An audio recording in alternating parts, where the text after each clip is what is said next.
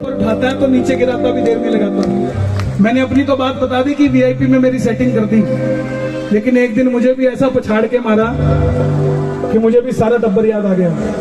सालासर की बात, मेरा कीर्तन कलकत्ता से सालासर गया, अगले दिन सालासर में कीर्तन था। जाने से पहले पुजारी जी का फोन आया, हाँ जी आप आ रहे हो? यहाँ पे घमंड आ गया। वाह देखो क्या बात है, जाने से पहले मंदिर का पुजारी फोन करता है। घमंड आया तो फिर हनुमंत भी आया। अब सुनना क्या हुआ, बोले जी आपके लिए कमरा भी बुक कर दिया है, आप आ जाओ। मैं चला गया। फोन आया कमरे में जाने के बाद, कितने बजे दर्शन करने हैं? मैं बिल्कुल सही था। अगर घमंड ना होता तो बोलता पुजारी जी अभी आया, 5 मिनट दो।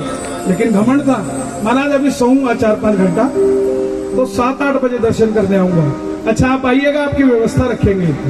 7 बजे दर्शन करने गया जनाब, जितने पैसे लेके गया था सब जेब में डाल लिया, और वहां जाके बाबा में ऐसा मदहोश हुआ कि जितने पैसे थे सारे गले में डाल दिए। अब वहां से रिक्शा करने के भी पैसे जेब में नहीं बचे। अब ये तो याद रहा नहीं कि सारे के सारे चढ़ा दिए। अब मंदिर के बाहर आया, अब घमंड में तो पटकेगा ना वो, चाहे कोई भी हो, टाटा अंबानी क्यों ना हो। अब मंदिर के बाहर आया तो भूख लग गई।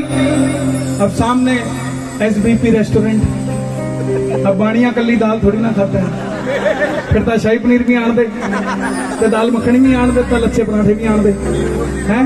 हुण जदों खान लगे ना, बुरकी गई 2-3, ਉਹਦੇ बाद याद आया कि ਇਹਨੂੰ पैसे कित्थों देंगे,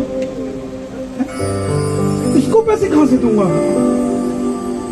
ऐसे दिमाग घुमा कि जिसने इतनी लॉटरी लगा रखी है, लाखों लोगों का भंडारा लगा दूं तो ना पता लगे। इस समय एक वक्त की रोटी के पैसे नहीं है जेब में सब। बालाजी महाराज के सामने उसी रेस्टोरेंट में ऐसे हो गया।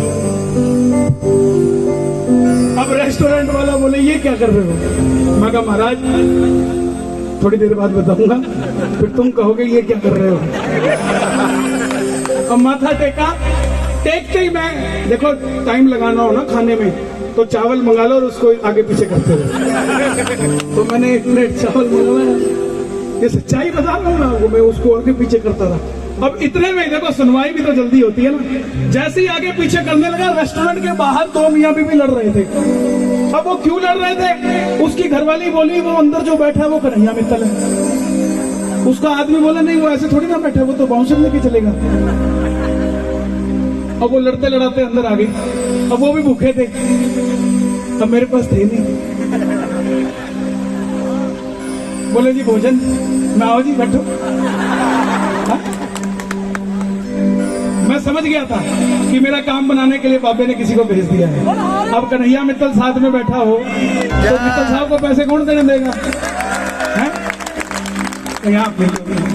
अन्य धन लक्ष्मी को दाता, अपने आप को समर्पित करके चलोगे तो आपके जैसा सेठ कोई नहीं है, और अगर जहां भी गलती कर दी तो आपके जैसा दरिद्र दुनिया में कोई नहीं होगा, साहब कोई नहीं होगा।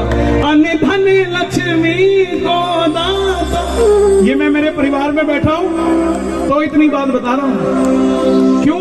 क्योंकि आप भी मेरे जैसे हो, आप दीवाने हो बालाजी महाराज के। एक बार अपने लिए तालियां होनी चाहिए। मेरे बाबा वाह क्या बात, रख दिया मेरे सिर पे हाथ, मेरे सिर पे हाथ, मेरा पग पग पे साथ निभाए जी। नेपाल में कीर्तन मेरा, बागडोगरा की फ्लाइट, आखिरी फ्लाइट, बोर्डिंग पास मिलता है फ्लाइट में बैठने के लिए। बस तक पहुंच गया, वो बोर्डिंग पास कहीं गिर गया। फ्लाइट में चढ़ने लगा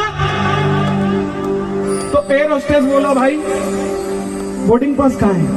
पूरा चेक कर लिया, कहीं कुछ नहीं। अब बोला ऊपर तो नहीं जा पाओगे, सामने फ्लाइट खड़ी है, चढ़ नहीं सकते, उसकी मर्जी नहीं है, तुम चढ़ नहीं पाओगे जब तक ये मिलेगा नहीं। मैं बोला मेरा कार्यक्रम है, नहीं गया तो उनकी बदनामी हो जाएगी, उसके बाद मेरी हो जाएगी कि नहीं आया।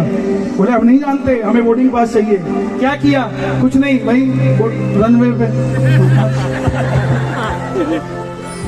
अब वो बोले ये क्या कर रहे हो? मैं कहा तुम बाद में पूछोगे ये क्या कर रहे हो। जैसे ही किया पूरी बसें खाली हो गई, सब हो गया।